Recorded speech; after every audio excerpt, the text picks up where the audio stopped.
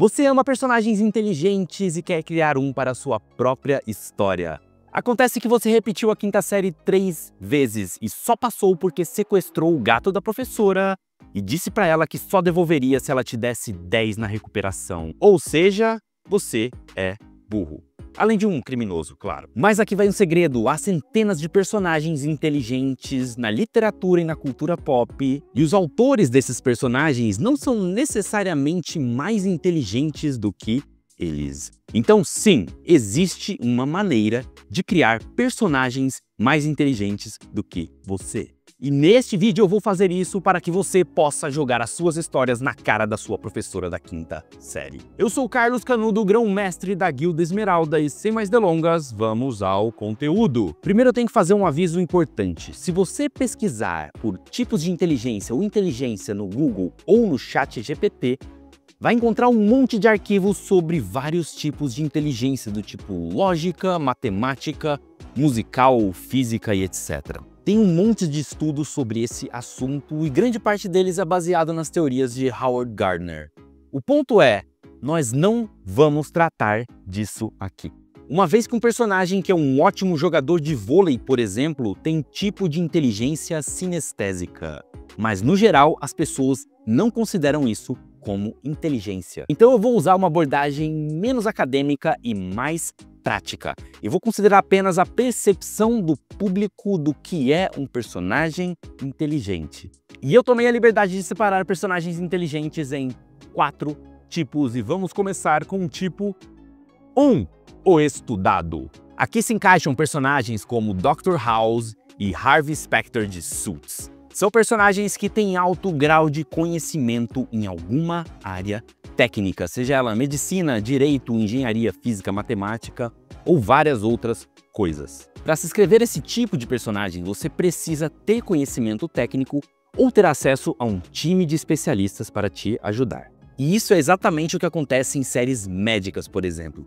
Eles têm um time de médicos consultores que ajudam os roteiristas a criarem as suas histórias. Um outro exemplo é Asimov, que tinha bacharelado, mestrado e doutorado em química. Então, alguns dos personagens que ele criou tinham um alto grau de conhecimento científico. Mas isso porque ele, o autor, tinha um alto grau de conhecimento científico. Mas existe um porém aqui, porque além do conhecimento técnico também é importante para criar esses personagens ter um bom conhecimento de escrita. Senão a sua história vai se tornar um artigo científico sobre a reprodução das briófitas e ninguém vai querer ler isso. Portanto, este tipo de personagem não será discutido porque você não tem QI para isso. O que nos leva ao personagem tipo 2. O inteligente de verdade. E eu realmente espero que a câmera esteja focando isso porque eu não vou consertar na edição. Eu não sou um grande leitor de quadrinhos, mas me lembro de uma das histórias do X-Men, onde o grupo precisava invadir a base inimiga e formulou um plano para isso. Acontece que várias coisas deram errado e eles acabaram sendo encurralados pelo vilão. O vilão então revela que, na verdade, ele estava espionando os X-Men enquanto eles formulavam o plano deles. Mas nessa hora aparece um elemento surpresa que salva o dia e os X-Men conseguem cumprir o seu objetivo. E é aí que a gente descobre por meio de um flashback que na hora que os X-Men estavam bolando o plano deles, a Emma Frost, que nessa história ela fica do lado dos bonzinhos e é uma telepata, se comunicou mentalmente com o grupo para avisar que eles estavam sendo espionados. Por isso, o plano que eles criaram, que a gente teve acesso e que eles falaram um com os outros, era só um plano isca, ou seja, o verdadeiro plano de invasão estava sendo criado na mente da Emma Frost em contato com todo o grupo. Então toda a primeira parte da invasão até o momento em que o vilão encurralou os X-Men era tudo parte do plano deles. E no final da história a invasão foi um sucesso. Eu lembro que quando eu li essa história eu ainda era bem novo, a minha cabeça simplesmente explodiu.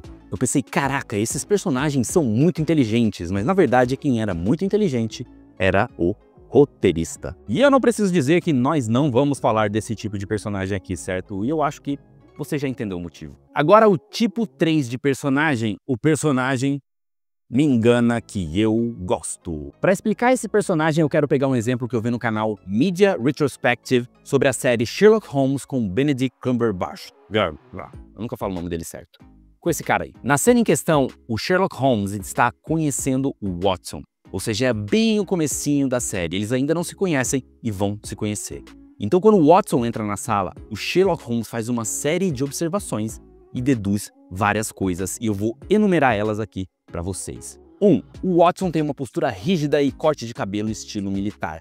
Ele é bronzeado no rosto e nas mãos, mas não nos braços. Isso é típico de caucasianos que frequentam lugares quentes. E com isso, Sherlock deduz que o Watson serviu o exército britânico recentemente, e como o exército britânico tinha tropas em Iraque ou em Afeganistão, ele pensa que o Watson estava em um desses dois lugares. 2. Watson usa uma bengala, mas Sherlock Holmes nota que o movimento dele parece meio artificial. Mas o Watson também evita mover o braço esquerdo, e com isso o detetive deduz que o ferimento real na verdade é no ombro e o mancar da perna é apenas psicológico, um trauma da guerra recente. 3. O celular de Watson é velho, barato e usado e possui marcas de arranhão na carcaça, o que não combina com o estilo militar dele. Se o celular fosse comprado por ele mesmo, ele teria cuidado bem do aparelho e ele não estaria naquela situação.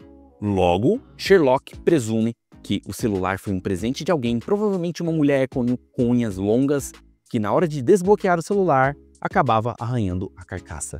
4. O Watson estava passando por dificuldades financeiras, pois tinha preso no telefone dele um cartão de recarga pré-pago. Além disso, ele se interessou imediatamente por Sherlock ao ouvir que Sherlock estava procurando alguém para dividir um apartamento. Isso tudo porque ninguém aceitaria morar com um estranho se não estivesse realmente precisando. E quando essa cena acaba, a gente tá tipo, caraca, esse cara é um gênio. E a cena, na verdade, é muito boa para apresentar o personagem. Mas se a gente pensar um pouco, o Sherlock não é tão inteligente assim. Porque, veja só, eu tenho outras conclusões aqui baseadas nas mesmas observações. Vamos lá. 1. Watson usa o corte de cabelo militar porque ele era muito fã do G.I. Joe quando era criança. 2. Ele está se recuperando de uma lesão recente na perna e por isso o movimento dele é artificial. Ele quebrou o fêmur em sua viagem de férias para o Egito e quando caiu do camelo, ainda por cima arranhou todo o celular. Por causa da viagem, acabou ganhando também aquele bronzeado estranho nas mãos e no rosto. 3. O Watson tem uma deficiência de nascença no ombro esquerdo e ele não consegue mover direito este braço e este ombro. Por isso ele teve que fazer fisioterapia a vida inteira e como consequência disso, ele mantém uma postura reta. 4. O Watson teve uma péssima experiência com uma operadora de telefonia recentemente e por conta disso ele se recusa a ter uma conta pós-paga e mantém o cartãozinho pré-pago no celular. Quem nunca? E por último, mas não menos importante, 5. Samuel, amigo de Watson, tem uma pensão para rapazes e ao ouvir que Sherlock precisava dividir um apartamento, ele pensou, vou passar o contato do Samuel para esse cara. Todas essas possibilidades que eu falei aqui, elas são viáveis e são apenas algumas das infinitas possibilidades de dedução para as observações feitas referentes ao Watson. A cena original da série passa a impressão de que Sherlock é muito inteligente e a cena faz isso muito bem. Mas o personagem não é inteligente de fato. E só como curiosidade, sabe aqueles personagens de anime que tudo fazia parte do plano deles, cada mínimo detalhe, cada falha do protagonista, era tudo parte do plano? Eles também se encaixam neste tipo de personagem, me engana que eu gosto. Eu não vou citar nomes aqui para não gerar hates nos comentários, mas tem um detalhe importante aqui. Porque se esses caras são bem escritos, a gente tende a passar pano para todas as falhas narrativas que existem e só aproveitar a obra. Agora, se a escrita é mal feita, aí sim a gente tem um problema. Por isso, escrever esse tipo de personagem não exige um alto QI, mas exige uma coisa que você também não tem, que é uma boa habilidade com escrita. Então vamos finalmente ao tipo 4 de personagem, o inteligente burro. Esse personagem não requer inteligência e nem habilidade de escrita para ser criado. Ele é inteligente por um motivo e um motivo apenas. E ele é porque nós dissemos que sim. É isso mesmo, nós escritores dissemos que eles são inteligentes e pronto. E aqui eu vou citar dois exemplos. Bulma, de Dragon Ball, e Tony Stark, de Homem de Ferro. Por que a Bulma é inteligente? Porque ela construiu uma nave espacial que viaja mais rápido do que a velocidade da luz. Ou porque ela construiu uma cápsula que simula 100.000 vezes a gravidade da Terra e aparentemente se você fizer flexões nessas condições, você fica forte o suficiente para destruir planetas com um golpe só. A mesma coisa para o Homem de Ferro, ele construiu uma armadura e uma nova fonte de energia em uma caverna. E eu tô falando dos filmes aqui. Nesses dois casos, os autores simplesmente disseram que os personagens são inteligentes, dando feitos incríveis a eles. Isso é muito mais parecido com magia e world building do que com inteligência em si. Mas isso não tem o menor problema, porque nós amamos esses personagens assim mesmo. Então vamos agora às 5 dicas para você criar o seu personagem burro. Dica número 1 é o que eu acabei de falar. Dê ao seu personagem feitos incríveis. Diga que ele inventou uma máquina do tempo ou construiu uma nave espacial no celeiro dele que pode ir até Marte e voltar. Chupa Elon Musk. Diga que ele inventou uma rede social e ficou bilionário antes de se formar na faculdade. Ou que ele é um menino prodígio que passou na prova da Academia Interestelar com apenas 11 anos de idade.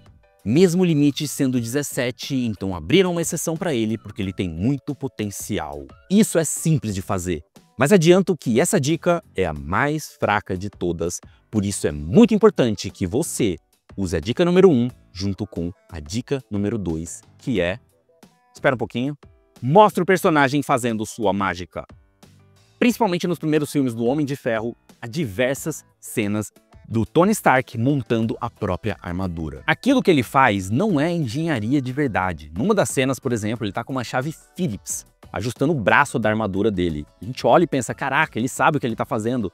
Mas na verdade, cara, do ponto de vista de engenharia, aquilo não faz o menor sentido. Uma chave Phillips.